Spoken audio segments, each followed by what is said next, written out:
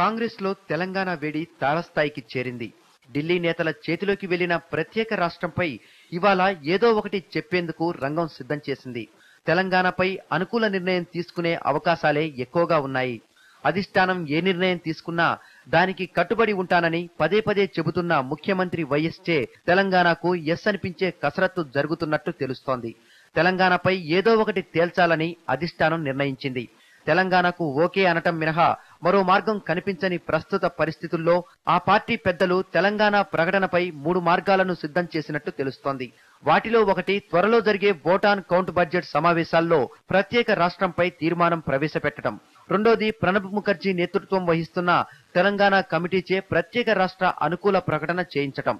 ఇక మూడోది పార్లమెంటులో తెలంగాణ బిల్లు ప్రక్రియ ప్రారంభించటం. అయితే వీటిలో ఏ మార్గాన్ని ఎంచుకుంటుందనేది ఇంకా నిర్ణయం కాలేదు. ఇవాళ సోనియాతో డిఎస్ వైఎస్ సమావేశం తర్వాత నిర్ణయం వెలువడే అవకాశాలున్నాయి. అయితే ఈ మూడింటిలో దేనిని ఓకే చేసినా అది వాస్తవ రూపం దాల్చాలంటే ముఖ్యమంత్రి సహకారం ఎంతో అవసరమని అధిష్టానం భావిస్తోంది. విదేశాంగ మంత్రి ప్రణబ్ ముఖర్జీ సోనియా రాజకీయ సలహాదారు అహ్మద్ పటేల్ ను కలుసుకున్నారు. సుమారు గంటన్నర పైగా వారితో చర్చించారు. వచ్చే ఎన్నికల్లో అనుసరించాల్సిన వ్యూహాలపై వారితో చర్చించినట్లు వైఎస్ మీడియాకు చెప్పారు. Strategic things, what all we have to do, have been discussed. Telangana issue is also one of the issues of discussion. We have discussed it on various issues. That's also one of the issues. నేను ఇంతకుముందే చెప్పా కదా, these are all strategy meetings. How do you expect me to talk our strategy discussions with you? Anyway, basically one thing issue, Telangana is a important concern of the party. Party has already promised that they will come out with an appropriate decision at an appropriate time. You don't ask me all the details about my personal feelings and things like that.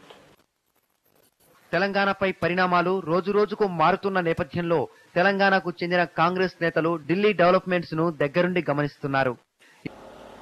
నేను party అధిష్టానం నాయకురాలు Congress high command Telangana అంశాన్ని most important ఇష్యూగా తీసుకొని దానిపైన decision చెప్పడానికి మాకున్న సమాచారం ప్రకారం పార్టీ అనుకూల నిర్ణయం తీసుకుంటూ ముఖ్యంగా సోనియా గాంధీ గారి నాయకత్వాన్ని వారు ఇచ్చిన మాటను ఎప్పుడు నిలబెట్టుకుంటుంది, తెలంగాణ ప్రాంత ప్రజలకు ఇచ్చిన వాగ్దానాన్ని కూడా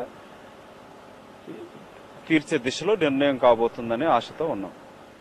కాంగ్రెస్ పార్టీ ఎప్పుడు కూడా ఒక మాట మీద నిలబడుతుంది, ఒక వాగ్దానం చేస్తే దాన్ని నిలుపుకుంటుంది. గతంలో కూడా మీరు చూశారు, ఇందిరాగాంధీ హయాం నుంచి కూడా 16 ఏండ్లు ప్రధానమంత్రిగా ఎందుకు ఉండగలిగిందంటే ప్రజల ఆలోచన మేరకు ప్రభుత్వాలు నడిచాయి కాబట్టి ఇందిరాగాంధీ గారు 16 ఏండ్లు ప్రధానమంత్రి కాగలిగారు. ఇది 2004 కంటే ముందు టీఆర్ఎస్ కాంగ్రెస్ ఒక ఒప్పందం కుదిరింది.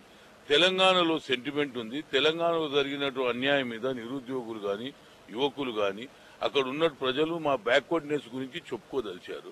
అదేవిధంగా ఇవాళ ముఖ్యమంత్రి గారు కూడా మొన్న వీరప్ప మౌలి గారు ఏం మాట్లాడినా, ఆయన కమ్యూనికేషన్ గ్యాప్ ఏది జరిగినా ఆయన తర్వాత మాట్లాడింది వాస్తవం. ఆయన తర్వాత క్లియర్ ఎస్ Telangana is the top priority అన్నాడు. ఇంతకంటే నిదర్శనం ఏందండి? ఇవాళ PCC chief D Srinivas Pranab తో సమావేశమవుతారు.